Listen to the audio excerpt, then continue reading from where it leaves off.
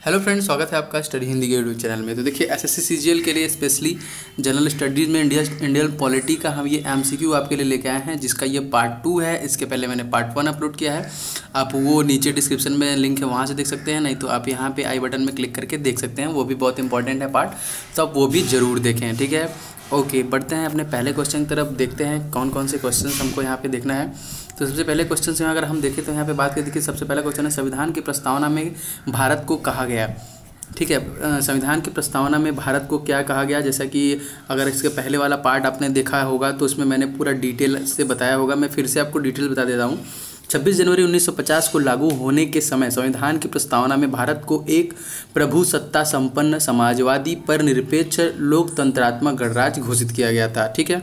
तो यहाँ पे सिंपल ये ऑप्शन, इसका अगर मैं बात करूँ तो अब तक ऑप्शन आप समझ चुके होंगे। इसका जो सही ऑप्शन है वो है ऑप्शन नंबर डी, ठीक है। देखिए सर्वसत्ताधारी, ठीक है, लोकतांत्रिक समाजवादी धर्मनिरपेक्ष गणराज्य, ठीक है। ये देखिए पहला ऑप्शन, दूसरा समाजवादी लोकतांत्रिक धर्मनिरपेक्ष गणराज्य, और यहाँ पे देखिए लोकतांत्रिक सर्वसत्ताधारी निरपेक्ष समाजवादी गणराज्य। ऑप्शन नंबर डी इसका है सर्वसत्ताधारी समाजवादी धर्मनिरपेक्ष लोकतांत्रिक गणराज्य इसे कहा गया था, ठीक है। और देखिए मूल संविधान की प्रस्तावना में समाजवादी पंथ निरपेक्ष एवं अखंडता शब्द नहीं थे, ठीक है। इसे तत्कालिक प्रधानमंत्री इंदिरा गांधी द्वारा गठित सरदार स्वर्ण सिंह समिति की सिफारिश पर किए गए 42वें संशोधन 1976 द्वारा प्रस्तावना में जोड़ा गया।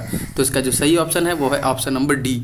ओके, बढ़ते हैं अपने अगले क्वेश्चन की तरफ। नेक्स्ट क्वेश्चन को देखिए, संविधान बनाते समय निम्नलिखित में से कौन सा आदर्श प्रस्तावना में शामिल नहीं किया गया था, ठीक है। संविधान बनाते समय निम्नलिखित में से कौन सा आदर्श प्रस्तावना में शामिल नहीं किया गया था। ऑप्शन नंबर ए देखिए स्वतंत्रता, ऑप्शन नंबर बी देखिए समता, ऑप्शन नंबर सी समाजवादी, ऑप्शन नंबर डी न्याय। तो इसका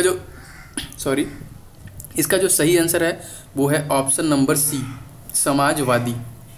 जैसा कि इसके पहले मैंने पूरा डिटेल आपको बताया, तो समाजवादी ये जो आदर्श है शामिल नहीं किया गया था, ठीक है। ओके, ये जो है कि 42वां जो संशोधन हुआ था 1976 में, उसमें ये जोड़ा गया था।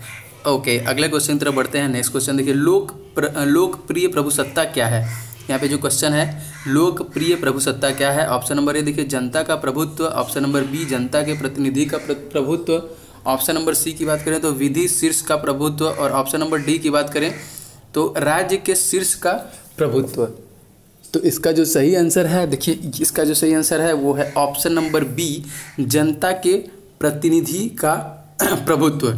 देखिए लोकप्रिय प्रभुसत्ता का अर्थ एक ऐसी शासन पद्धति से है जिसमें जनता अपने प्रतिनिधियों के माध्यम से शासन करती है। ऐसी शासन व्यवस्था में जनता को अपने प्रतिनिधियों को चुनने तथा समय समय पर परिवर्तित करने का अधिकार होता है। इस शासन प्रणाली का विकास सामाजिक समझौता सिद्धांत के आधार पर हुआ है। तो ऑप्शन नंबर बी जो इसका सही आंसर है जनता के प्रतिनिधि का प्रभुत्ता, ठीक है। तो इसका जो सही आंसर है जनता के प्रतिनिधि का प्रभुत्ता। ओके, अब देखते हैं अपने अगले क्वेश्चंस में। देखिए अगला जो हमारा क्वेश्चन है ये क्या है, भारत के पूर्व संप्रभु लोकतांत्रिक गणराज्य, मतलब भारत पूर्ण संप्रभु लोकतांत्रिक गणराज्य कब बना, ठीक है। ये तो काफ़ी इजी क्वेश्चन है। ओके, तो इसका जो सही आंसर है मैं डायरेक्टली आपको बताता हूँ। इसका जो सही आंसर है वो है ऑप्शन नंबर डी 26 नवंबर 1949 को, ठीक है। 26 जनवरी यहाँ पे दिया हुआ है, 26 नवंबर 1951 दिया हुआ है, और 26 यहाँ पे दिया हुआ है नवंबर 1930। जो सही आंसर है वो 26 नवंबर 1949। इसके कुछ डिटेल्स को हम बता दें तो 26 नवंबर 1949 को भारत पूर्ण संप्रभु लोकतांत्रिक गणराज्य बना, क्योंकि संविधान सभा द्वारा संविधान की उद्देशिता तथा प्रस्तावना को 26 नवंबर 1949 को अंगीकृत किया गया। अंगीकृत अधिनियम एवं आत्म अर्पित किया गया था। संविधान के कुछ अनुच्छेदों को तत्काल लागू कर दिया गया, जबकि शेष संविधान को 26 जनवरी 1950 को लागू किया गया, जिससे कि हम गणतंत्र दिवस के रूप में मनाते हैं, रिपब्लिक डे के रूप में मनाते हैं। तो इसका सही आंसर क्या है, ऑप्शन नंबर डी 26 नवंबर 1949। ओके, पढ़ते हैं अपने अगले और नेक्स्ट क्वेश्चन की तरफ। देखिए अगला क्वेश्चन हमारा क्या है, क्या है पे संविधान की उद्देशिका प्रस्तावना का संशोधन कितनी बार किया गया,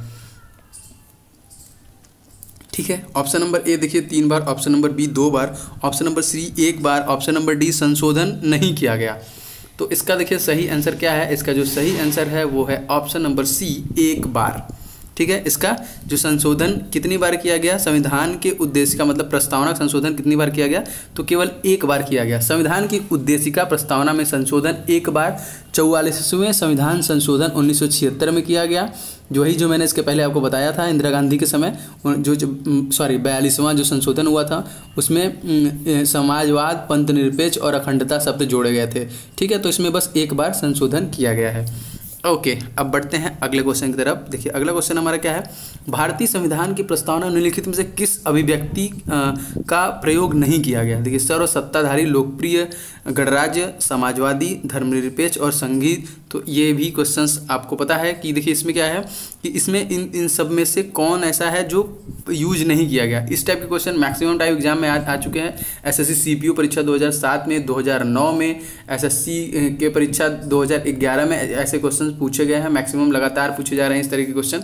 तो ये देखिए इसमें आपको जैसा कि आपको पूरा लाइन अगर पता होगा, सर्वसत्ताधारी, समाजवादी, धर्मनिरपेक्ष, लोकतांत्रिक, गणराज्य, ये हमको पता है। तो ऑप्शन नंबर डी डिफरेंट है यहाँ पे, मतलब संघीय। ठीक है, ये संघीय शब्द जो है इसमें नहीं जोड़ा गया था। भारतीय संविधान की प्रस्तावना में संघीय शब्द का प्रयोग नहीं किया गया, परंतु अनुच्छेद 1 के अंतर्गत भारत को राज्यों का संघ घोषित किया गया। देखिए आर्टिकल नंबर 1 के तहत भारत को राज्यों का संघ घोषित किया गया था, लेकिन इसमें जो सही आंसर है वो है ऑप्शन नंबर डी।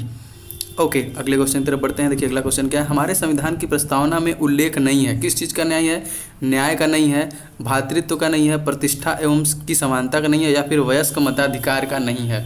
तो सिंपल वयस्क मताधिकार, ऑप्शन नंबर डी ही सही है इसका।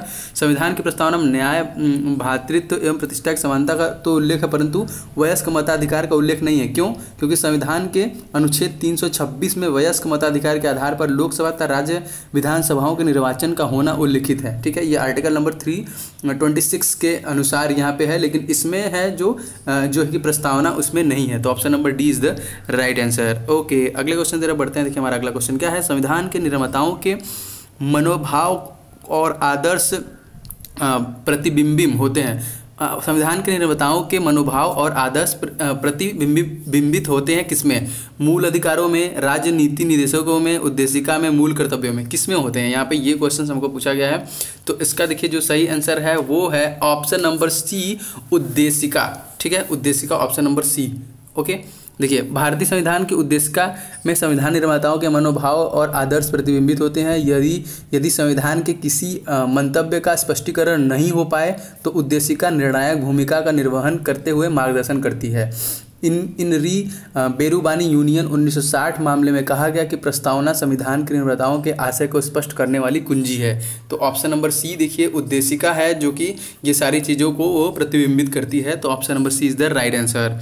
ओके, बढ़ते हैं अपने अगले क्वेश्चन की तरफ। तो अगला क्वेश्चन देखिए हमें क्या है, भारत के संविधान में संघीय शब्द का प्रयोग कहाँ हुआ है? ठीक है, संघीय शब्द का प्रयोग कहाँ पर हुआ है? ऑप्शन नंबर ए प्रस्तावना में, ऑप्शन नंबर बी देखिए भाग 3 में, ऑप्शन नंबर सी अनुच्छेद 368 में, ऑप्शन नंबर डी संविधान में कहीं नहीं हुआ है। तो इसका जैसा कि मैंने आपको बताया कि संविधान में ये कहीं नहीं हुआ है, ये अब मैंने आपको पहले ही बता रखा है इसके पहले, क्योंकि भारतीय संविधान में संघ जो कि फेडरेशन शब्द के स्थान पर अनुच्छेद 1 के अंतर्गत राज्यों का संघ, यूनाइटेड ऑफ स्टेट्स का यूनियन ऑफ स्टेट्स का जो है कि शब्द का प्रयोग किया गया था। तो ये प्रयोग कहीं नहीं किया गया संविधान में। ये भी क्वेश्चन देखिए अब काफ़ी रिपीट हुआ, ये आया है एसएससी सीजीएल परीक्षा टियर 1 में 2014 में ये क्वेश्चन पूछे गए हैं। इसके पहले भी 2-3 बार एसएससी के एग्जाम में ये क्वेश्चंस काफ़ी बार पूछे गए हैं। ठीक है, तो इसका जो सही आंसर था संविधान में कहीं नहीं। ओके, अब बढ़ते हैं अगले क्वेश्चन की तरफ। तो देखिए अगला क्वेश्चन फिर से वही यहाँ पे जो क्वेश्चन है देखिए क्या है, भारत के संविधान में भारत को किस रूप में वर्णित किया गया है? देखिए परिसंघ कल्प, एकात्मक, राज्यों का संघ या फिर परिसंघ। ठीक है, तो यहाँ पे देखिए क्या है, यूनियन ऑफ स्टेट। मैंने अभी इसके पहले आपको बताया, इसका जो सही आंसर होगा वो क्या है, राज्यों का संघ। ऑप्शन नंबर सी सही है। भारत के संविधान के भाग 1 में आर्टिकल नंबर 1 में कहा गया है भारत अर्थात इंडिया राज्यों का संघ होगा। ये कहा गया है आर्टिकल नंबर 1 में, भारत अर्थात इंडिया राज्यों का संघ होगा। तो ये सही आंसर है। ओके, बढ़ते हैं अगले क्वेश्चन की तरफ। देखिए हमारा अगला क्वेश्चन यहाँ पे क्या है, अगला क्वेश्चन देखिए है, भारतीय संविधान के अनुच्छेद 1 में यह घोषणा की गई कि इंडिया अर्थात भारत है, क्या है? जाहिर सी बात है, अभी आपको हम बताएं राज्यों का संघ है, option number A is the right answer. बिना कुछ देर के आगे बढ़ते हैं, यही क्वेश्चन देखिए रिपीट हो रहा है काफ़ी टाइम। ये आया है एसएससी सीजीएल टीयर 1 में 2013 के क्वेश्चंस में देखिए आया है। ओके, अगला क्वेश्चन देखिए यहाँ पे क्या है, संविधान के अनुच्छेद 1 में भारत को क्या कहा गया है। ये भी क्वेश्चन देखिए यहाँ पे रिपीट हुआ। तो अगेन यहाँ पे ऑप्शन इसका जो सही है वो है ऑप्शन नंबर डी, जो कि राज्यों का संघ। ठीक है, ओके। अगला तो यहीं पे देखिए ये जो है हमारा दूसरा पार्ट समाप्त हो रहा है। जो मैक्सिमम क्वेश्चन रिपीटेड है मैंने आपको दिखाया यहाँ पे किस तरीके से क्वेश्चन पूछे जा रहा है, और जितने भी क्वेश्चन इंपॉर्टेंट हैं आपके लिए, जो क्वेश्चन आने के चांसेस बहुत ज़्यादा हैं, मैं वो क्वेश्चन पुट कर रहा हूँ यहाँ पे। तो अगर आपको ये जो है कि अच्छा लगा तो इस वीडियो को लाइक जरूर कर दें, इसे शेयर भी कर दें। अगर आपने पार्ट 1 नहीं देखा है तो पार्ट 1 आपको नीचे डिस्क्रिप्शन में लिंक मिल जाएगा, वहाँ से देख लीजिए, नहीं तो आपको ऊपर आई बटन मिलेगा, आप यहाँ से भी देख सकते हैं। तो फिलहाल इस वीडियो को मैं ये भी बंद करता हूँ। इस वीडियो में इतना ही। इस वीडियो को देखने के लिए आपका बहुत बहुत धन्यवाद। आपका दिन शुभ हो।